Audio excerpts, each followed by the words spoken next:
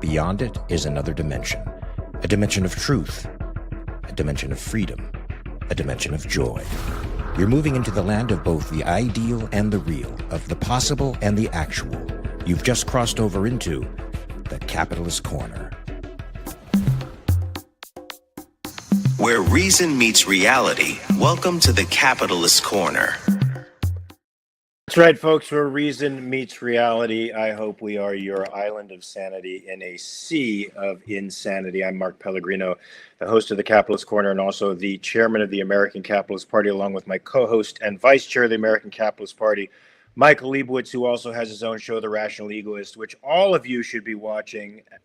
Not right now, but immediately following the show, you should flip on his show just to increase the synapses in your brain, to increase your inner devotion to rational egoism, and to just be a better, happier person. Michael, how's it going on that show? I've been away for a while, so how's it been going? It's going fantastic. Should have a new episode out tomorrow, all about self-talk. So that actually comports with the show that you and I are going to be doing. And by the way, the woman that I interviewed, the psychologist, has agreed that she will come on our show down the line. Right now, I've got a great episode out with Robert Begley about public speaking. And importantly for the audience, listen up. Tomorrow, I'm doing an interview at 11:30, which means we are going to have a late start on the Capitalist Corner. We're going to start around 12:30 p.m. Eastern, 9:30 a.m. Pacific. So just keep that in mind. We won't be starting at our regular time. But since we're inconveniencing you, I do have a treat for you, and that is at 2:15 p.m. Eastern time tomorrow. I will be debating a fellow that I met on Facebook about whether Donald Trump is an authoritarian or not. That's assuming he actually shows up. I don't know if he will, but if he doesn't, I'll just sit here and talk to you like I normally do. But I'm a little sad right now because it just occurred to me. When I'm alone on the show, I am absolutely the best looking guy on the show. I have nobody to compete with. But then I bring you over here. You're this Hollywood actor with the sweet hair and all that. And now what do I got? I'm just some dope with a crooked mustache and goatee. And, it reminds me, a friend of mine, a girl once told me when I was a teenager, she said, what you want to do is get yourself some ugly friends. She said, because then when you go to the mall with your ugly friends, then you're going to get the girls. No. I mean, I have nothing against. I don't want to put down ugly people, but you want to surround yourself with as much beauty and symmetry as possible. I'll go for that. Yeah, it's good for you. It's good for your soul. Folks, I have to do our usual disclaimer. Though we are representatives of the American Capitalist Party, what we say here and what we do here is not representative of the American Capitalist Party. That is a completely independent entity. Occasionally, we will agree with the party platform, but if you want to know what that party's platform is, please go to americancapitalistparty.org, read the platform, donate, become a member, be the change, folks. I think everybody can see now how ridiculously absurd the establishment tribes are, how they shift positions constantly in order to gain power and leverage over the other, adopting positions that they rejected when the previous administration had the levers of power, and vice versa. You can see they're not principled. All they're interested in is keeping power and then using that power to reward their particular constituencies. They are not into individual rights. They are not principled leaders. They don't believe in the restraints and limits of the Constitution. But the American Capitalist Party does, and any candidate who runs for the American Capitalist Party will impose those restraints on the political class and let you, the individual, be free. We believe that is the ideal society out there. Michael, I think one of the articles I want to take first is one that affects me personally. It was Trump claiming that he was going to put a 100% tariff on all foreign-made movies. Now, I guess that means American productions that decide to shoot films overseas, of which there are legion. In fact, I am presently involved in a production that is technically an American production, but it is shooting in Canada. And so I'm sure under Trump's arbitrary tariffs, which I hope to dad get shot down in the Supreme Court, and then that power returns to the legislature and Trump can leave us all alone, and we can have a slightly less chaotic economic picture. Anyway, I think that affects the production that I'm working on. So it inspired me to retweet, quote tweet Trump, and I basically said, "Fuck you, Donald J. Trump."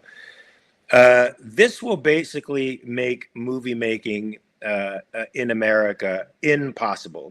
American movie making impossible.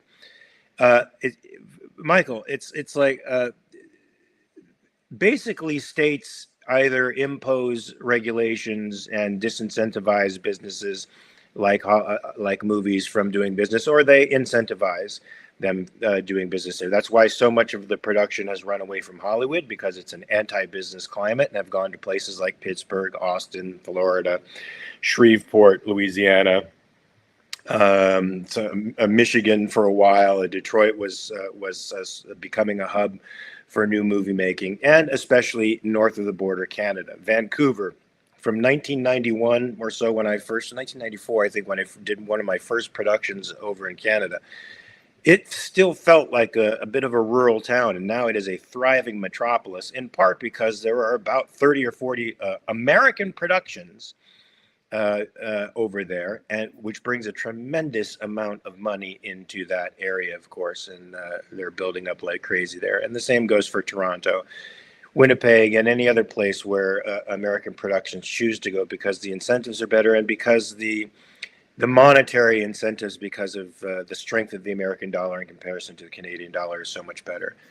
The solution, folks, is to incentivize, not to disincentivize, not to restrain trade through tariffs, which just tax and hurt not only people who are employed in the business, but people who also are customers in the business. The true solution is to put zero tariffs on any of this. To open up states need to start opening up their businesses and allowing production to come in, particularly California. Just deregulate, and let companies go overseas to work. If it's cheaper to do a horror film in Bulgaria, I think that's where they shot Barbarian, then so be it. So be it. The money still comes back to the United States. Production companies are still enriched. American actors are still enriched. They spend that money here in the United States and abroad. The economy is overall better when people are allowed to cross borders, work, and trade with each other. Michael, what do you think about this stupid fucking idea? I didn't mean to tilt it. I didn't mean to prejudice it. No, it's okay. I just realized I sent out a report this morning before I was supposed to. I'm supposed to go to Wethersfield to find out about zoning issues, and I didn't, and I sent the report. So I just had to send the text out to my boss to tell him, look, I didn't get that yet. So hopefully he didn't submit the report, although I found like one zoning permit in 2 years now. So they're not very popular, and I assume the audience is concerned with everything that, I do. They're probably obsessed with my personal life, including my zoning stuff. But when it comes to tariffs, I like tariffs about as much as I like zoning laws. For instance, I don't even know how it would work to tariff a movie. I don't even know what the hell an American movie is. I mean, is it because there's Americans in it? I mean, the article talks about movies, they're filmed here, there, different places. It talks about how Saving Private Ryan, where the hell were they going to film that? It was filmed in Normandy. On the beach of Shreveport. Yeah. So they say. Maybe they bring it to Hammonasset here in Connecticut. So, yeah, I mean, Mark, I'm really at a wit's end inside my skull, to be perfectly honest with you. I just don't know how to proceed. To me, it seems crystal clear that Trump is an authoritarian, that he's doing everything he can to implement his authoritarian policies. It's getting worse, and he's only been in power for a few months. I think if he gets his way, it's going to get a lot worse. the problem it's multi-leveled, right? Is if you just criticize Trump, then you turn people off. They don't want to hear it. They don't want to just hear constant Trump, Trump, Trump, Trump.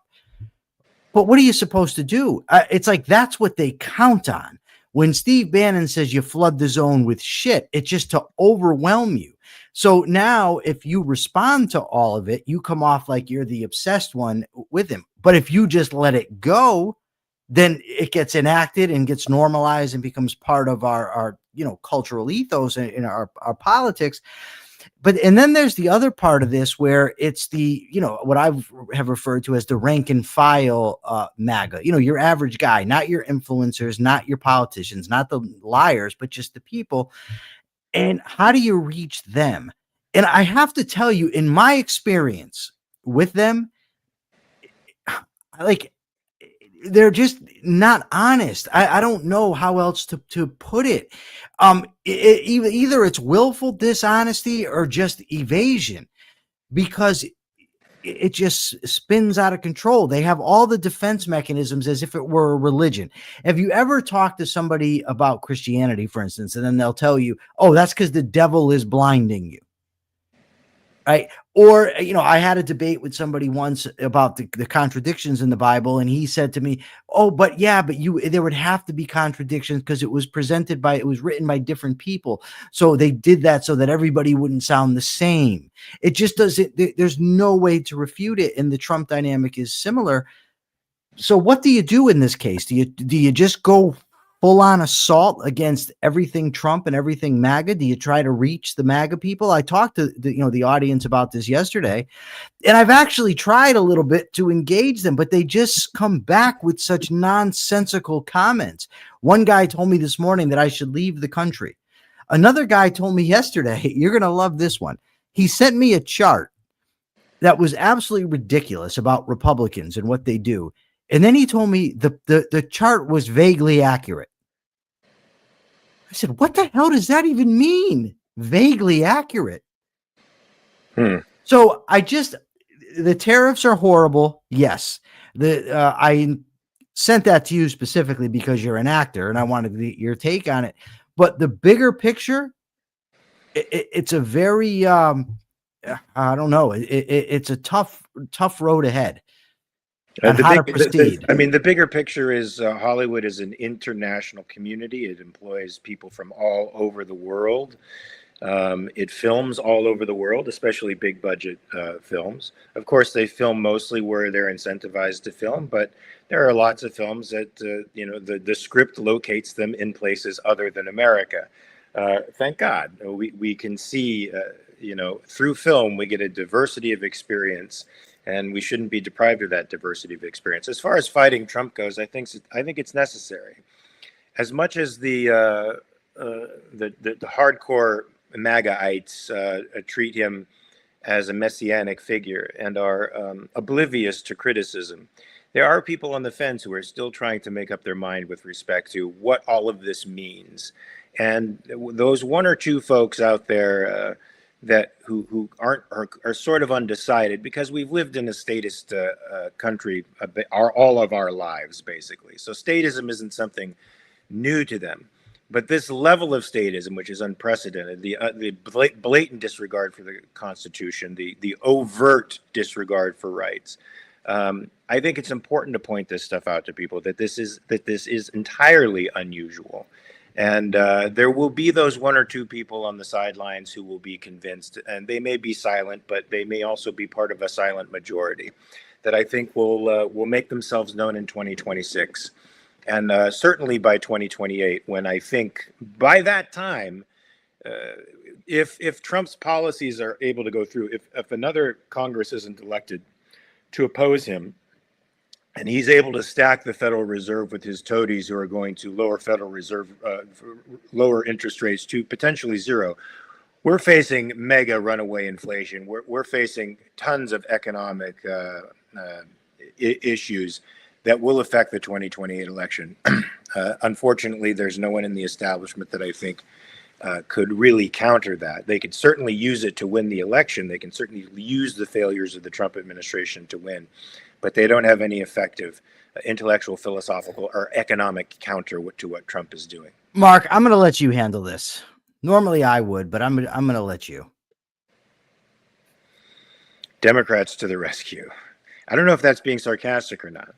Well, it is because because he thinks that basically, and he can deny it all he wants, but any criticism of Trump is just you can't do it. Well, here's because here's the thing, Ayn Rand fan club. The Democrats are saying some of the right things for the wrong reasons. Now they are now defending the Constitution, but they're only defending it because Trump is acting so egregiously against it. They wouldn't if it were, of course, one of their own guys. And we know this. We're not stupid. We understand this. They're defending the right of free movement of people, which means immigration, and the rights of human beings to move from a worse place to a better place. But they're doing it for the wrong reasons, and we understand this. They're only doing it just to create a wedge in the Trump administration, to have a talking point so that they can leverage that for future elections. We understand that the Democrats are nowhere near compatible to objectivist principles or to principles of capitalism. But some of the more socially liberal ones and fiscally conservative ones may be, in fact, a little more amenable to capitalist ideas, especially as an alternative to what's happening today. So I'm not going to turn them away if they're amenable to our ideas. What does it say? It's a two-party system. Yeah, so, let me take this one. And I'll take that one after you, because I want to talk about it too. Okay, so it's a two-party system. So if you have two parties that are absolutely horrible, the stuff that Trump is doing right now is tyrannical. I don't care. You could say it's hyperbole, whatever you want. If he gets his way, it's not going to be pretty. And he's doing everything he can to eliminate the checks on his power. Yesterday, he actually said, and I think we'll get to the story, he wants to use the cities in America as training ground for the fucking military, Scott. So what would you have us do if we have? No, it wasn't pretty if the Dems had their way, Scott. So what do you do in that situation? If you've got tyrants to the left and tyrants to the right, you suck the. Calm down, Michael. You kiss the butt of the person who you judge to be least dangerous.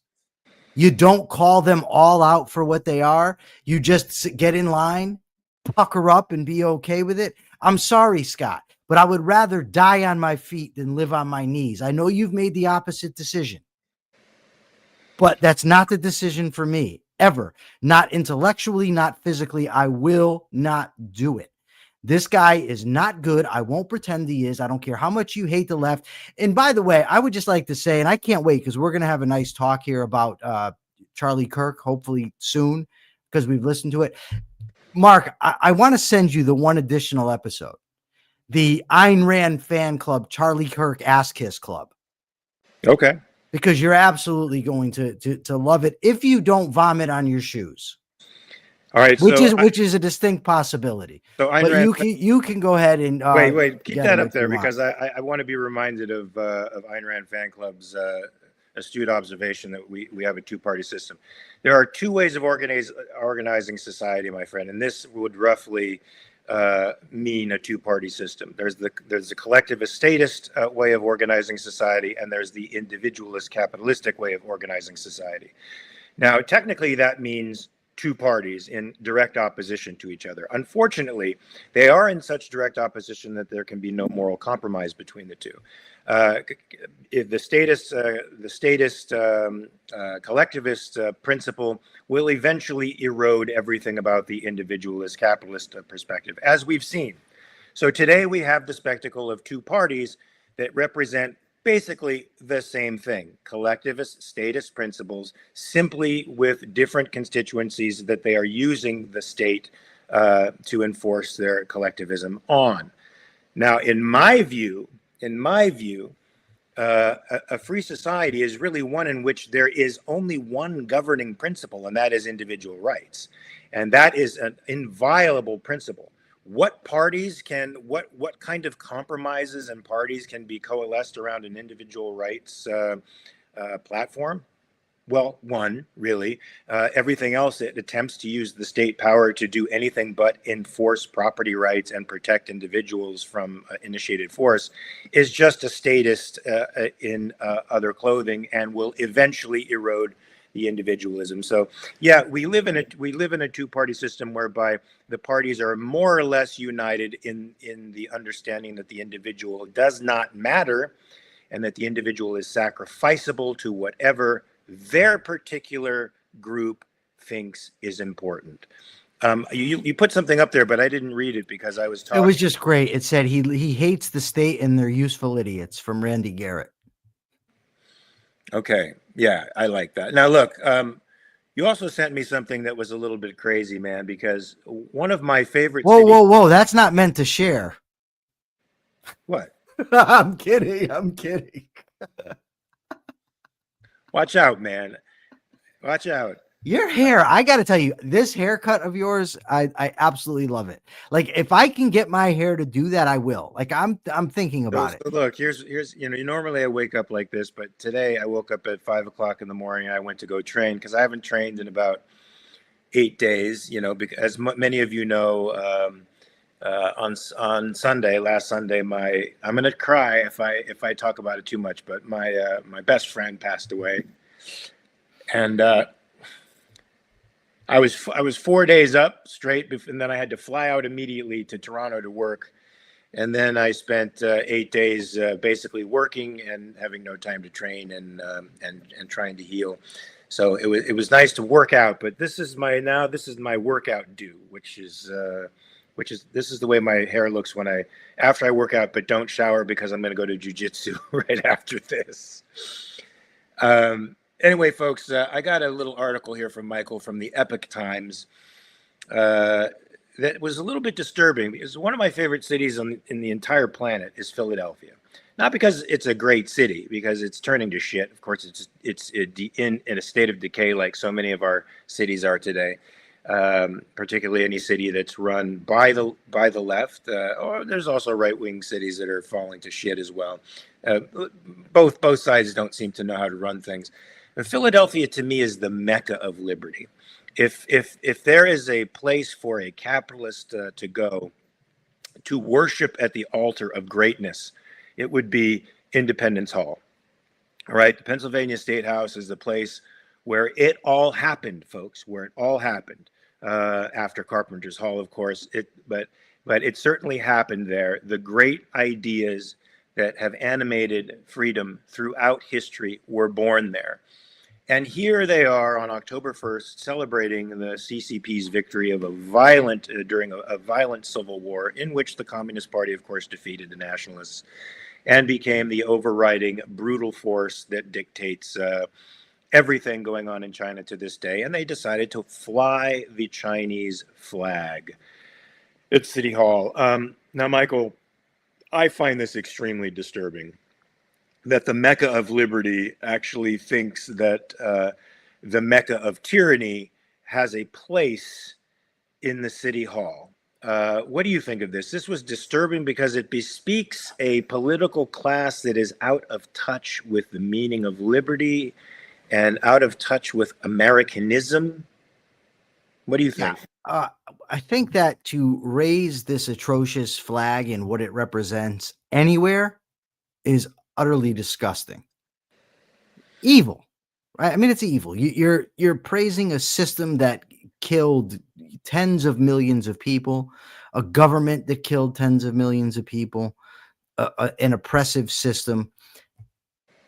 But to do this in Philadelphia, like, is it on purpose? I mean, like, when I first read this morning, I was thinking, like, what context could possibly arise in the United States of America, in the birthplace of freedom in Philadelphia, that would cause them to want to raise the flag of the CCP? They got to be evil. I mean, it's just and it has to be intentional. Maybe maybe I'm not, maybe I'm wrong. My philosophy is Hanlon's razor, never ascribe to malice that which can be explained by incompetence. But sometimes it just seems like there's no other explanation. There's no goodwill to extend. There's no benefit of the doubt to be given. It is just gross. I want to pose a question out there to folks, because it's sort of tangential to this. Do you think it is American, folks? And when I say American, I mean Americanism in the sense of protecting individual rights, defending property, and free trade and exchange. Now, do you think it is American to ban certain political parties? In other words, to not allow certain ideologies to to become a part of the political discourse or to influence political life? I want to ask the crowd out there, and I want to get some answers from them. I have very specific thoughts about that, and that are not related to the American Capitalist Party, but they are my own opinion. And I wanted to see what other people think, because Mike, sometimes people get the idea that freedom means the allowance of anything and everything. Unfortunately, the allowance of anything and everything means incorporating ideas and ideals that, if they have political power, destroy freedom. So, do I get to answer the question, or am I banned?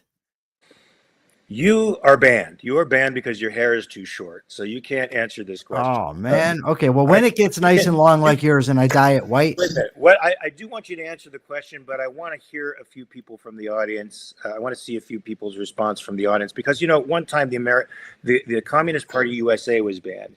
Of course, they've reconstituted themselves as the ACP, the American Communist Party, which we all know is not a legitimate party. But the American Communist Party was banned for various reasons, and there's a deep part of me that understands that issue, because communism is incompatible with Americanism. The two cannot coexist simultaneously.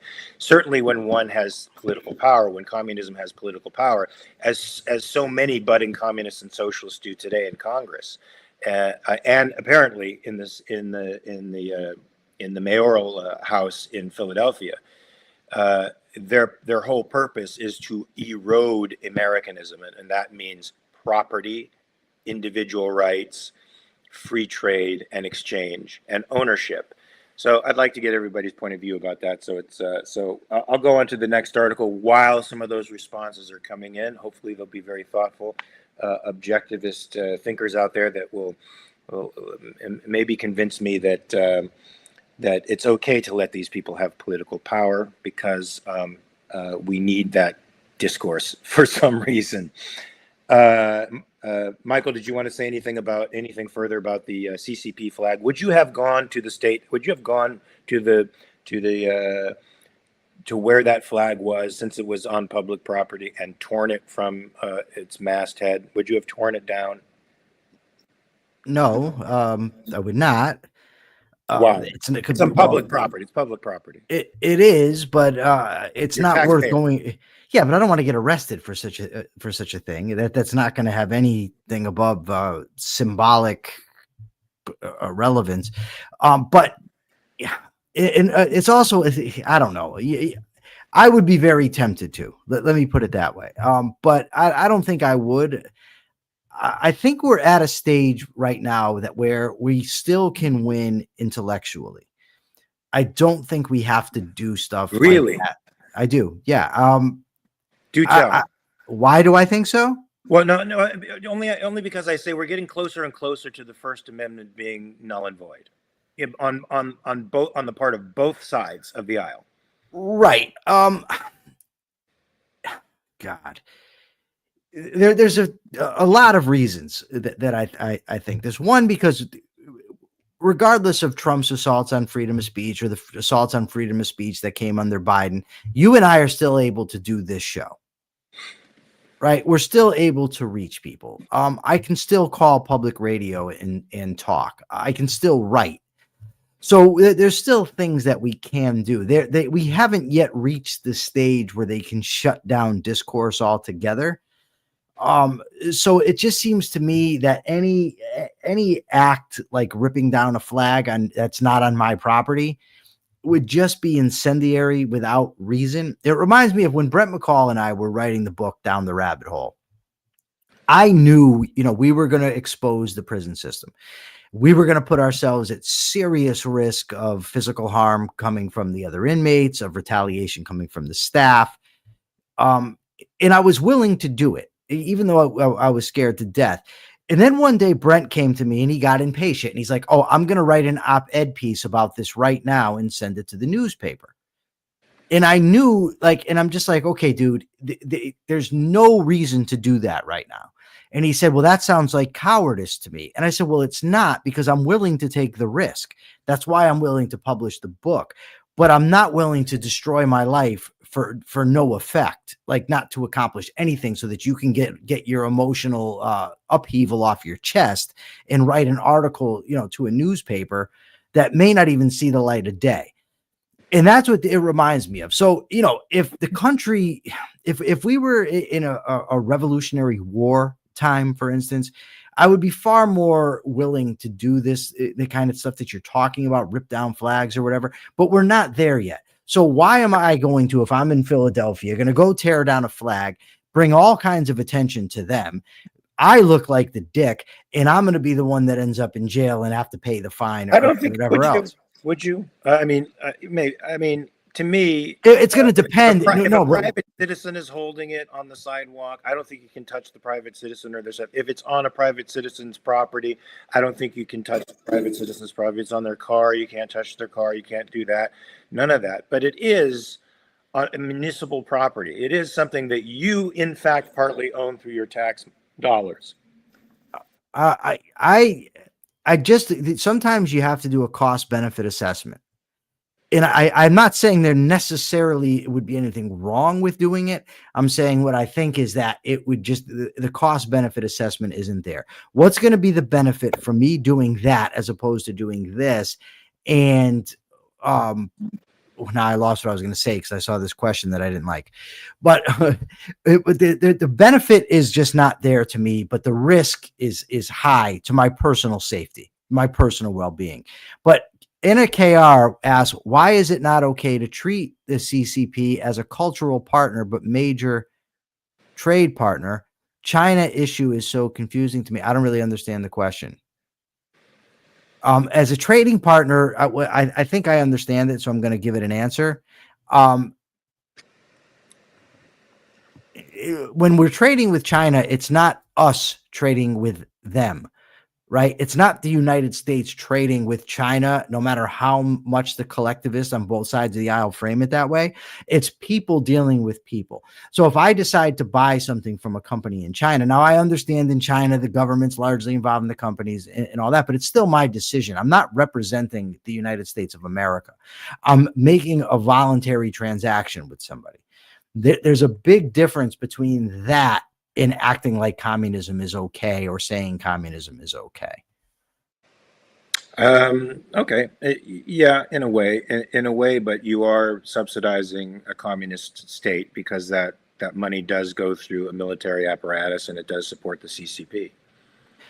Well, the problem with that is, so are you saying to me then, if you're going to prevent that, right, does the United States government have the right to initiate force against me so as not to benefit another country? I just don't, I don't see how that works out. Not only that, but the broader economic consequences of doing that, if you were to ban trade with China, would be cataclysmic. No, and I don't think you should ban trade with China. But I do think that by engaging in trade with China, individuals are in fact supporting rather unjust institutions. I call codswallop on that. It's not. I really do, because ultimately, to the effect that they're subsidizing people who are going from a worse place to a better place. But that's by and large the case, and that's the case. Except there are cases where people are chained to their workplaces, they are enslaved. Or I actually looked that up, and the claims of that occurring are thin. I did. I looked into it the last time you and I had the discussion off the air. I looked. Told you that, Brock. Every place I looked, and I don't remember every place I looked because it was a long time ago now. But I did look it up nonetheless. But the problem is that you cannot tell an individual or you ought not tell an individual that he cannot trade with somebody because of the potential negative ramifications of making that trade. When you don't know what they are, by and large, even the people in China that are engaged in those working conditions are better off because they can do it. And it's just it's a complex situation where who you're benefiting and who you're not. But I know one thing: my moral duty is to me. My moral obligation is to myself, right? And to not initiate force against anyone else. I am not initiating force against anybody by engaging in a trade with somebody in China, especially if that person is better off as a result of what I'm doing. Now, if you want to say, well, we're going to bring along the collapse of China by not trading with them. Okay. I understand the strategic point. I just think you're also going to bring down the United States while you're at it. And that's not a good thing to do. Which is what Donald Trump is precisely in the midst of doing. Now, Deeper with Diego says, America has been a one-party system from the beginning. Altruistic death. Your flavor is fast or slow, and that switches every few years.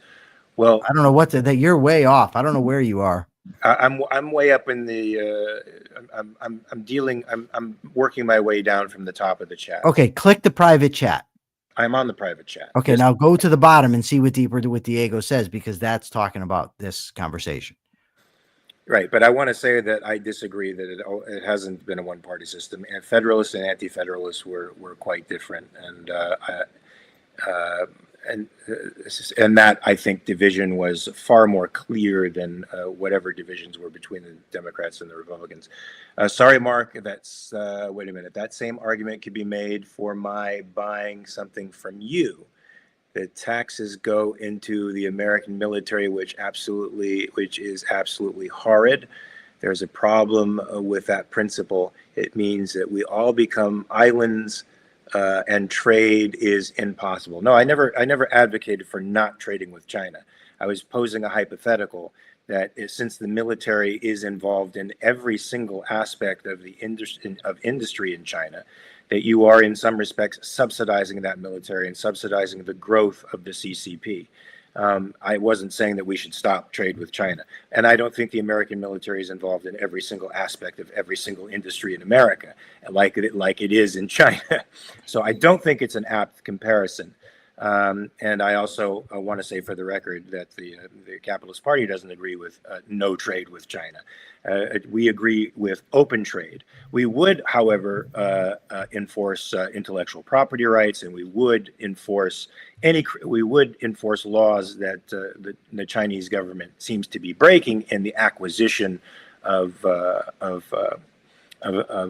intellectual property and technology, which they would then reverse engineer and then counterfeit or pirate. That kind of stuff I think would have to be taken care of. But other than that, I am for free trade. Even though we are ideological opposites, it makes us stronger. And I think centralized governments like CCP are so weak epistemologically they can't really grow beyond a certain point. Trump just blew up a bunch of people on a boat. Another one. It's hard to me also. 20 years in Iraq, et cetera, et cetera, et cetera, et cetera, et cetera. I didn't finish the rest of that, but I'm sorry. John Wayne says, "Is there some breaking?" I just switched it back. I get your point. Okay, that's what it says. I get your point. Yeah, thank you, Deeper Diego. Right. And is there a break point where we can definitively say America should stop all trade with China, forcing Americans to stop? No, I don't think we can force Americans to stop exchanging because, as Michael said, trade is between individuals. It's not between nations. What we can do is enforce property rights. And what we can do is keep China from stealing our stuff, reverse engineering it, and then counterfeiting it on the market. We can legalize the drug trade so that this fentanyl crisis goes away. Taking away a major profit incentive from the Chinese, by the way, which at this point is being, I think, promoted by our anti-drug policy. There's a lot of things that we could do to hedge our bets against China, and namely that is not what the military is. This is a good segue to the military, Michael, because Hegseth and Trump had a meeting, I guess, with the military, and laid down the laws to the new military, the new type of military that we were going to have, which has a warrior ethos. Of course, they want it to be lethal. And how are we going to keep it lethal? Well, by, better grooming standards. We want people to be able to do push-ups and pull-ups, including the generals and the chiefs of staff who are apparently out of shape. We don't care about their minds so much or their ability to strategically think. They just got to look good. But the one thing that wasn't on the table, there was grooming on the table, Michael. There was warrior emphasis on the table, which so far seems to be in name only, because judging from our response to Yemeni missiles hitting ships, hitting civilian ships, our targeted surgical response that did absolutely nothing. It doesn't seem like a warrior ethos to me. Ending woke programs and overhauling HR programs. So that's their big thing. They are the cultural warriors, and they want to wipe out the woke ethos completely. But you know what wasn't on the table, Mike? Just war theory. So as far as I'm concerned, so long as the military is governed by just war theory, they will continue to be in a state of perpetual war, and no war will ever be definitively won by the United States of America or any other free state that abides by this concept of just war theory. Once that is off the table, I believe we will have a military that will be lethal, frightening to enemy states, and could really finish the job. Until that time, it's just all superficial changes. To me, this is all just smoke and mirrors. What say you? I mean, it's almost. I don't know. That sounds off to me, Mark. Your description of just war theory. It seems like you're talking about modern rules of engagement. I think just war theory is about when a war is just to have a war. I'm not sure, and I can't look into it right now. But I just wanted to state it, just so the audience, they can look into it. I might be wrong. I'm not 100% on this. There were a few things that bothered me about this. I don't have a problem with. I think the military should have standards, should have physical theory. John Wayne agrees with Mark. He said just war theory is about how a war is conducted. That's you both could be very well be right. What I have a problem with, first of all, is this. It was the first. It's like this thing. We're going to summon them all here and show them who's boss. And you had Pete Hegseth lecturing them about, the people that they've gone soft, and the DEI and this and that, and dudes in dresses. There were no dudes in dresses, serving on military bases or overseas. That's bullshit. And that type of language. And then the idea that you have this fat, multi-time draft dodging buffoon going to lecture the military about how they should be doing it in warrior ethos, and then tell them that you can either agree with me or be fired or leave. Agree with me or leave, and understand when your rank leaves. Yeah, and while he's giving the speech, he's up there demonizing Democrats. That's not what the military is for, right? And then the most, we're going to use the streets of America for training exercises. What he means by that is by sending the military in these cities for crime fighting. That is the stuff of tyranny, people. Now tell me more about that, because I missed that little element, and that is truly chilling for anybody out there who's our Ayn Rand guy out there. Oh, okay. I was wrong about this just war theory. Just so you know, Mark was correct. Greg Lewis Wikipedia'd it, and I trust Wikipedia on this because there's no reason for them to lie. Which part, Mark? Can I just say something that Cody has been stepping up to the plate and giving me so much. He's been overwhelming me with love from the moment I came home after Frankie passed. He's just been there for me. He's just been right there for me. Anyway, awesome. Sorry about that. He was just loving on me while you were talking, and I had to give him some props. Go ahead. Okay, so I forgot the question. We're talking about summoning people to the thing, and demoting them, threatening to, and the fact that it's somebody fat and out of shape and Hegseth is lecturing people. That's all stuff we already said, though. What was it that you? Well, I'm trying to recall. I'm trying to recall. Oh, you're taking us through the old man process. Yes, the old man process. That's right. Where you review in order to get to the present thing that you lost. This is a process I'm used to, Michael. See, now Manu is telling you how nice your hair is. You see what happens when you're here? The chicks just ignore me altogether. No, they don't. They love you. No, they do. They do, and I get it. I understand it. All they do is they feel it. Persephone is shaking her head in the audience, though. They feel in the backstage. Michael, what's really happening is they feel maternal sympathy for me for my loss because they know how deep it is. So Ian Gilmore says that Mark hadn't heard the training in the U.S. cities thing and asked about it. Yes, that's it. Thank you. Yes. Right. Well, I hadn't heard that, so take me through that, please, because I've missed that one. Well, I'm pretty. Let me check here.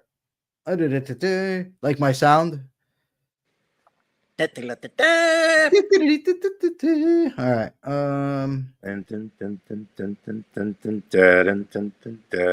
Okay. I've got the article. I got to find the exact quote now because I want to make it very accurate. I don't want it to be another one of my just war debacles where I'm saying something that's not true. So this is one quote from Trump. If you don't like what I'm saying, you can leave the room. Of course, there goes your rank, there goes your future, but you just feel nice and loose, okay? That's what he said to our military. Yeah. So this is an institution like law enforcement that he, as a conservative, is supposed to respect. But once again, he's demonstrating to the world that he has no respect for anything that is independent of his own feelings. This is a frightening situation. I want to ask the people out there in the chat, and if they have in their lifetime, if they can recall a president who has been so open in his contempt for the Constitution, and so open in his contempt for the American people, and so openly advocating only for a certain limited constituency and throwing red meat out to them. Please, I have an even better quote than the one that we're talking about. Trump said this to the military. Last month, I signed an executive order to provide training for a quick reaction force that can help quell civil disturbances. So this is going to be a big thing for the people in this room because it's the enemy from within. And we have to handle it before it gets out of control. The enemy from within, and we're going to use the military to fight them. That is the language of dictators, folks. Yes, it is. That's not the language of the president of the oldest constitutional republic in the world. I'm sorry. It's just not. More and more, I'm recalling It Can't Happen Here by Sinclair Lewis, folks. If you want to see the end result of this kind of language, and not only this kind of language, but this kind of action, read that book. It all goes to the same place, and I'm pretty nervous. Ian Gilmore says he's never shown any respect for the military. Remember the way he treated the honorable POW status of John McCain. In fact, I do. That was pretty despicable on his part. But typical Trump high school bully tactics, calling McCain a loser because this is what he said. Yeah, he said he prefers his heroes to not be captured. I prefer my heroes to not lie about bone spurs to get out of serving, but that's just me. To be clear, I am opposed to the draft and the Vietnam War, and had he done it out of principle, I would say okay. Had he done what Muhammad Ali did, I'm fine with that. And can we say what happened to Muhammad Ali? That he was stripped of his title, and during the prime years of his fighting, during his prime years, when we could have seen some of the greatest Ali fights ever, he could not fight. He had to make a living by doing plays on Broadway and getting donations from people. In fact, it was Joe Frazier who helped to reinvigorate his career again with the fight with Joe. But we never saw the greatest Ali possible because he took a principled stand against the draft. And you know what? Many of the people who went to Canada took a principled stand against the draft because they had no idea that they would be able to make it home again. When they left for Canada, they were leaving everything behind. They were leaving family, friends, dreams behind for the principle. Now, you could call them scared. Well, they should be scared. They were going to be sent off to a fucking swamp to 12,000 miles away to die for nothing, for a hill that would be retaken by the communist.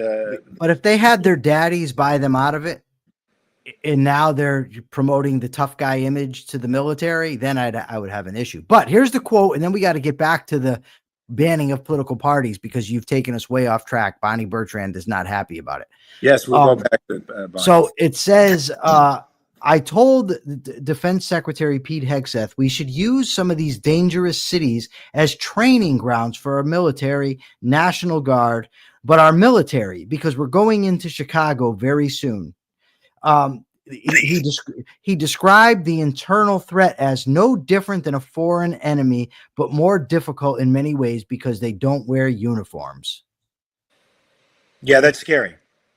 That's scary. And that kind of language is so wide and so vast. And not just, it doesn't just incorporate the people that the MAGA folks are assuming, you know, the Antifa folks that come to these protests prepared for some kind of combat.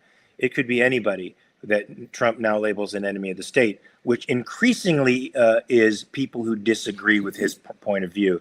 Now, going back to the bans, Bonnie Bertrand had a question up here that says not ban the parties unless they advocate for the overthrow of a rights-protecting government. So that would have been Communist Party USA.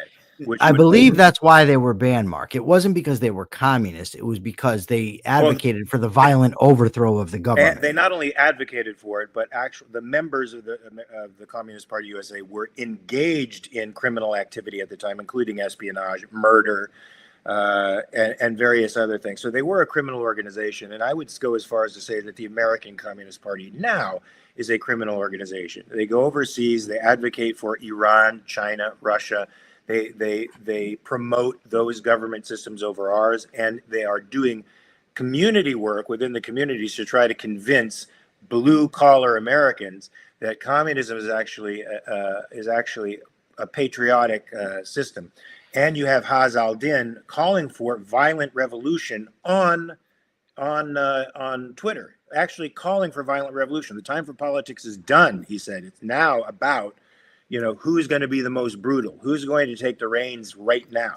So he's trying to play off the chaos that we're experiencing now between the establishment parties to try to gin up some kind of violent stuff. I think that's incitement. Of course, it hasn't led to anything immediate yet, so we can't pin incitement on Haas, but he's certainly trying to move us in that direction. So certainly the Communist Party should be banned, not only because their ideas are antithetical, but because they call for the violent overthrow. Okay, so I want to split that in two right now. I want to split that in two. If they're an organization that's calling for the violent overthrow of the government in a way that could be the proximate cause of such attempts, like not just saying it, you know, of the rights respecting government, haphazardly, sure, yeah. That's going to muddy the waters, though, to say that, because we don't have a rights-respecting government. You could say we have a relatively rights-respecting government, but right now we're sort of talking in abstractions. But what the question was, if they're anti-American, right? So if you had a political party whose ideas were antithetical and all they were doing was promoting the ideas and wanted to do those through the vote, I say you cannot ban them no matter how repugnant or repulsive you find them. And by the way, even if you did, the ideas don't go away just because they're not a political party. But they don't have political power. If they have political power, they then have the power to influence the political system and change the political system. Well, we're supposed to have a constitution. Where does it stop then, Mark? I mean, this is the inherent problem. Okay, you're going to influence the political system with antithetical ideas. You would have to ban MAGA. They would have to go. The current Democrats would have to go. I mean, you'd end up, it's just a stifling effect on freedom of speech. Once again, folks, these are not the principles of the American Capitalist Party. We are just talking about our own particular thoughts and feelings. Yes. respecting parties that are anti-American, but I don't mean it in the sense that Trump is. That's a very loose term that anybody can use to define American. I'm defining Americanism in a very specific sense, and parties that are anti-American, like the American Communist Party claims to be pro-American. So does Trump. Right. How is Trump not right. anti-American, Mark? But they I are mean, seriously. But both the American Communist Party and Trump are anti-American because they don't understand what Americanism is. So MAGAism, communism are in fact antithetical to Americanism. You can't be both at the same time. It's impossible. It's impossible. And we're seeing the results of Trump gaining political power and gaining political steam and using that political power right now to undermine a system of free enterprise, a system of property rights protection, a system of free speech. This is what happens when political parties whose ideologies are not grounded in individual rights gain political power. This is what happens. I don't disagree with that, but I think Diego hits the nail on the head. If they have political power, the political system was already influenced in such an altruistic way to allow that to happen. That's true. If first of all, there's nowhere to draw the line with these types of bans that we're going to do. We have to allow freedom of speech. Secondly, even if you cut off and say you can't run for office, freedom of speech is fine. Well, but what different if they can speak but they can't run for office? Yeah, political power is the power to impose your will on another person. That's a different. Yes, that's starting true. Your own that's true. But we have a constitution. Starting your own business with your okay. So, Mark, do you understand, Mark? Mark? Ideology, that's a different thing. Okay, what political party could stay in? Could we allow then? One that respected individual rights. In other words, the American Capitalist Party. Okay, so as the party that respects individual rights, we're going to outlaw all political parties but our own. And no. As the party that respects individual rights, you allow only those parties to have political power that will protect and defend individual rights. But there are none. You can speak. You can certainly. So you're going to ban political parties, none. Mark? Right. There are none. None. So you're going to end up with one party. I think that overall, that's what political systems become. That's what political systems become. What? They become single parties, as we see, as especially collectivism. Collectivism eventually coalesces. Look, we have one party system now that's collectivism with different tribes. That's basically it. Well, that's true, but the problem is, and this goes back to what Diego's saying, is that's the culture led to that. Right. Yes, and you're not going to eliminate You're not going to eliminate the cultural impetus by outlawing political parties. And that's correct. That's true. And if we had a culture that respected individual rights, do you think a communist party would exist or have a chance in the political system?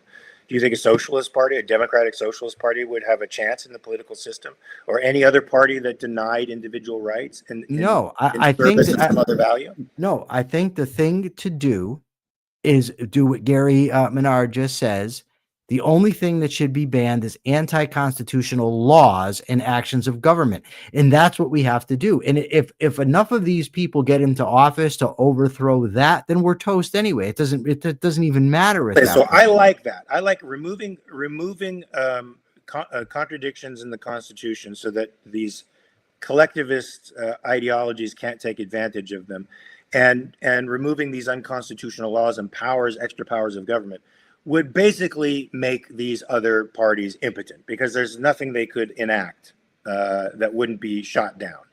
If that were the case, I would buy that. As long as the people, if that's what they want. Kat Sterling says we're close to 550 subscribers, so I have to go check on this. Thank you, Kat.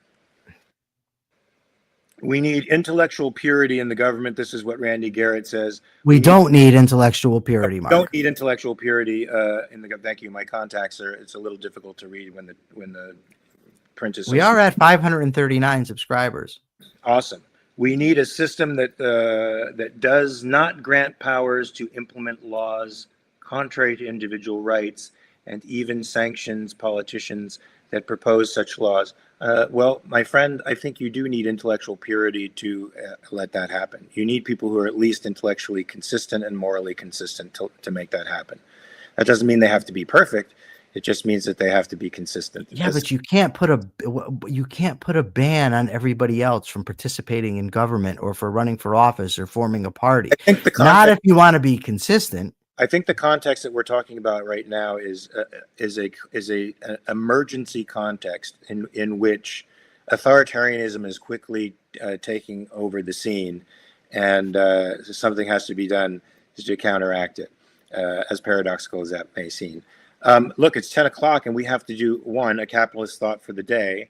And I also have to say that this conversation about banning particular parties, like the Communist Party USA, which was a criminal organization and still is a criminal organization, are not necessarily the perspectives of the American Capitalist Party. They're just me thinking out loud about some of the problems that are facing us today and attempting to come up with some sort of solution, minus a culture of individual rights, which is what we really need. Because let's face it, folks, the Constitution has not only been violated by the political class, but it's been violated by the political class because the people wanted it that way. Let's face it. We have a culture that has become dependent upon political patronage, spoil system democracy, and the Constitution is going out the window because the people are letting the Constitution go.